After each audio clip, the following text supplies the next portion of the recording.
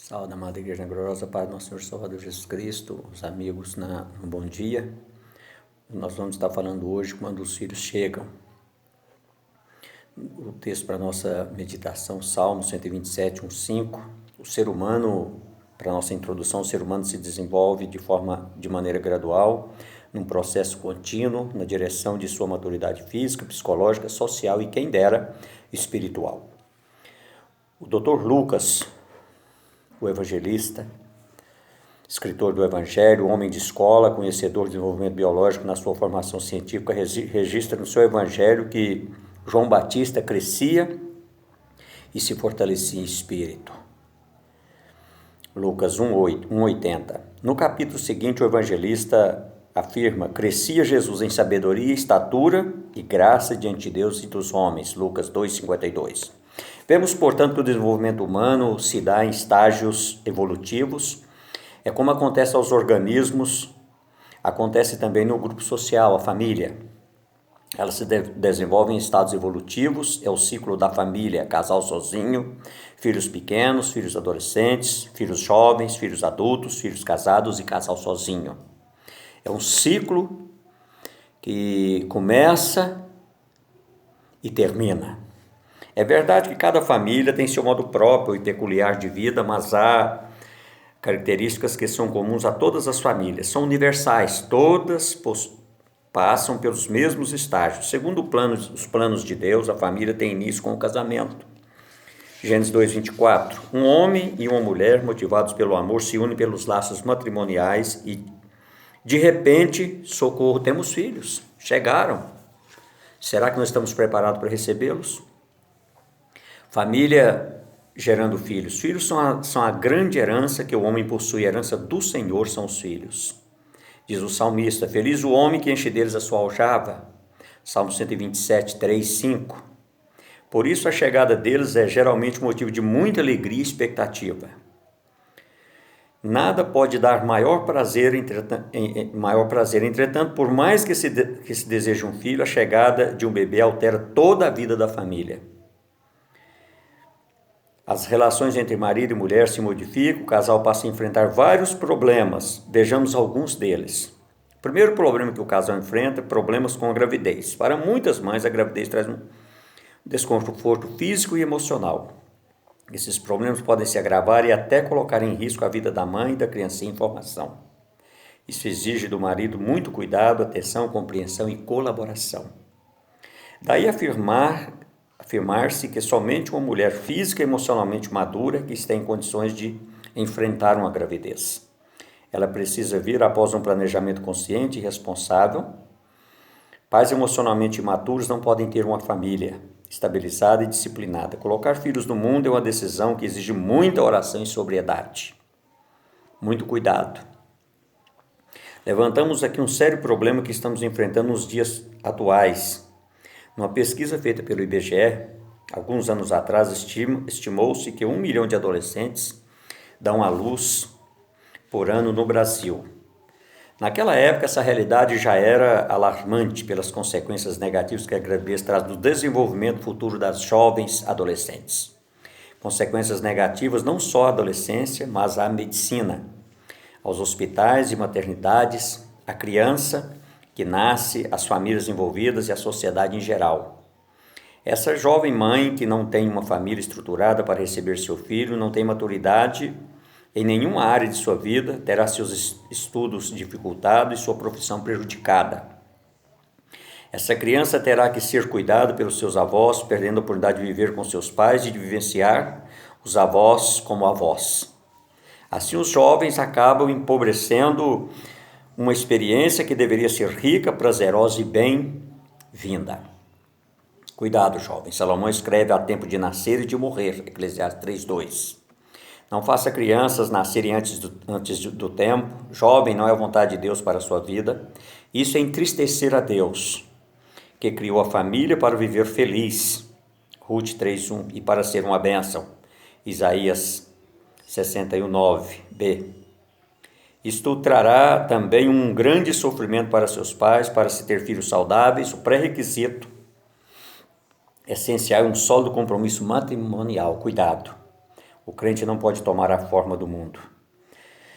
Segundo cuidado, responsabilidade financeira. Filhos interferem no orçamento familiar. Eles têm necessidades básicas que precisam ser supridas e que implicam altos custos. É preciso que o casal considere todas as responsabilidades envolvidas na criação dos filhos, inclusive as responsabilidades financeiras. Terceiro ponto, terceiro cuidado, alteração nos hábitos e na rotina. Com a chegada do bebê, o casal vê os seus costumes modificados e a sua rotina alterada. Para que essas alterações não tragam conflitos familiares, são necessários ajustes e compreensão às novas condições de vida. Lembramos de Ana e Elcana, pais do profeta e sacerdote Samuel.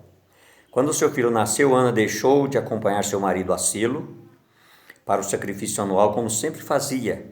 Ela precisou ficar em casa, cuidando de seu filhinho, até que ele pudesse acompanhá-los. Que bom que ela pôde contar com a compreensão de seu esposo. 1 Samuel 1, 23. Você vai ver isso lá no texto. Quarto cuidado, ciúmes entre irmãos. Havendo outros filhos, é bem provável que ocorram problemas de ciúmes. Aquele que chegou primeiro pode sentir-se abandonado quando as atenções da casa estão voltadas para um recém-chegado. Os pais precisam de muita sabedoria e orientação do Senhor para resolver este problema, que pode se tornar muito sério. Temos tristes exemplos na Bíblia que dolorosas experiências viveram os lares de Adão e Eva, Gênesis 4, 2, 10, de Isaac e Rebeca, Gênesis 27, 41, de Jacó, Gênesis 37, 11. Desentendimentos são normais no relacionamento entre irmãos, mas se não forem corrigidos desde cedo, certamente trarão sérias consequências e grandes aborrecimentos para a família.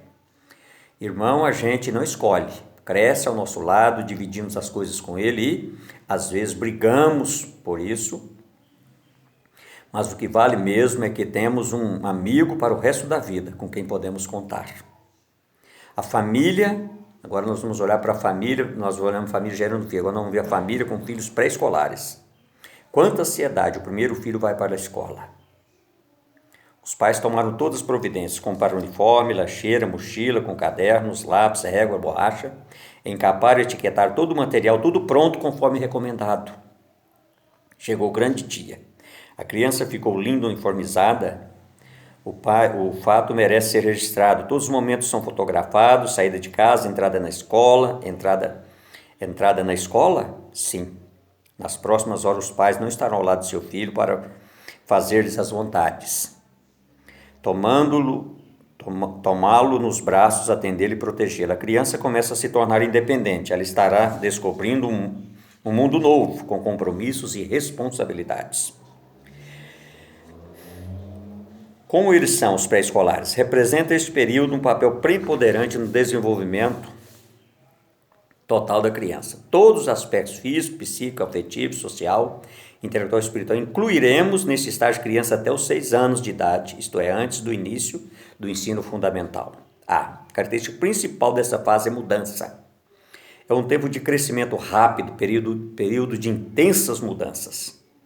A personalidade da criança está em formação, com um desenvolvimento psíquico estreitamente ligado ao afetivo, intelectual, social e espiritual. Nessa idade já começa a educação espiritual da criança. Ela é indagadora e, através do domínio da linguagem, do desenvolvimento muscular progressivo e da coordenação dos movimentos, começa a explorar o mundo que a cerca. A criança, neste estágio, já começa a experimentar restrições que lhes são impostas pelo ambiente, precisa aprender a aceitar as interferências nos seus desejos. Começa a relacionar-se com outras pessoas e deve aprender a conviver com respeito, cordialidade, altruísmo e amabilidade. Infelizmente, no mundo atual, há uma deteriorização na construção e manutenção dos relacionamentos humanos.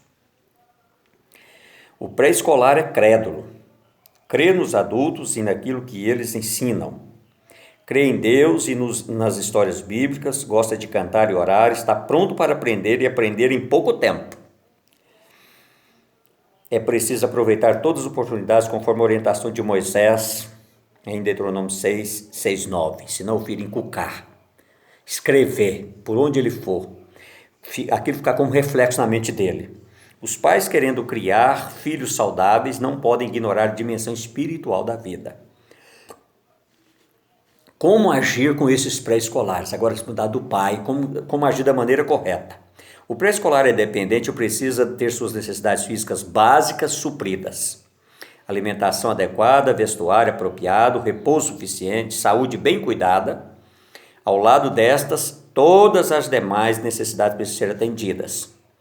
Uma coisa é verdade, nada funcionará bem se as necessidades afetivas não forem satisfeitas. O relacionamento entre pai e filho. Na criação de filhos, tudo depende do relacionamento de amor existente entre o pai, a mãe e a criança. É um triângulo que precisa ser bem desenvolvido, cada um respeitando o limite do outro. Somente a criança que se sente bem, amada, poderá ser feliz e ter um desenvolvimento normal e equilibrado. Os pais precisam demonstrar amor ao filho e expressá-lo verbalmente. A criança, nessa idade, precisa do contato físico, colo, abraço, beijos, carícias. Jesus, conhecedor profundo do sentimento humano, tomou as criancinhas no colo, impôs as mãos e as abençoou. Marcos 10, 14, 16. A criança precisa ainda de disciplina familiar, limites, cujas normas devem ser colocadas de modo claro, simples, conciso, com objetividade, com ternura, mas com firmeza. É preciso que haja autoridade de quem corrige a criança e coerência nas normas disciplinares. São fartos os ensinamentos bíblicos quanto à disciplina e correção dos filhos. A disciplina correta e coerente demonstra o amor dos pais. A necessidade que a criança aprenda a obedecer agora para obedecer sempre. Exigir obediência, prepará-la para a vida. É obedecendo aos homens que se aprende a obedecer a Deus. Esta é a época dos pais demonstrarem a bomba relógio que poderá vir a explodir na adolescência. É preparar hoje a criança para que ela chegue bem à pré-adolescência, adolescência e à idade adulta. Os pais jamais devem descuidar do ensino religioso, é a responsabilidade dos pais primeiramente, antes de ser da igreja. Ele deve ter início na mais tenra idade, com acompanhamento contínuo durante todo o processo de evolução biológica, psicológica, social e espiritual. O cristão de Provérbios recomenda, ensina a criança no caminho que deve andar e ainda, quando for velho, não se desviará dele. Provérbios 22, 6. A criança tem capacidade para entender e experimentar o amor de Deus.